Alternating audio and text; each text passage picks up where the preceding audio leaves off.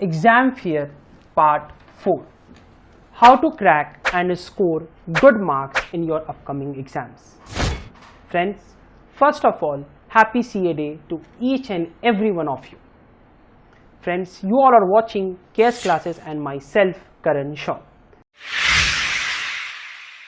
Part 4. How to crack and score good marks in your exams. Friends, for this you need to follow this trick. SMA analysis.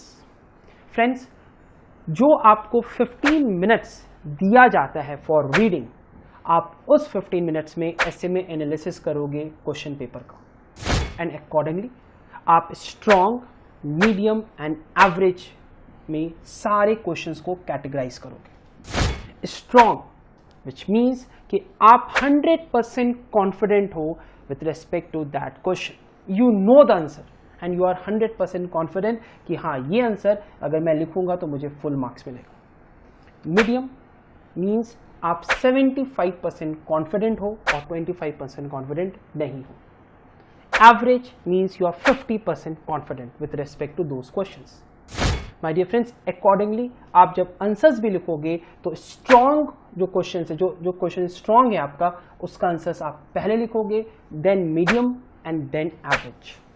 My dear friends, बहुत सारे students ये सोचते हैं कि question number 1 compulsory है, इसलिए हमें question number 1 पहले अटेम्प्ट करना है. माय डियर फ्रेंड्स, ऐसा कुछ नहीं है. अगर आप 3A आपका स्ट्रॉन्ग आंसर है तो पहले आप वो लिखो. अगर 4A उसके बाद आपको ज़्यादा कॉन्फिडेंट है कि हम 4A लिखें तो आप 4A लिखो.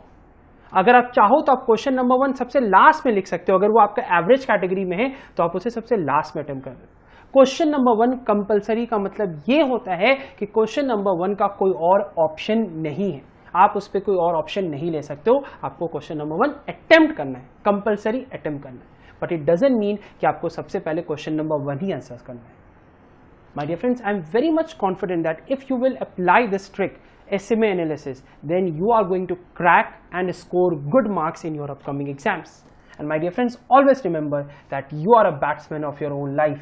You are playing a test match and you need to play session by session so that ultimately you can win this test match.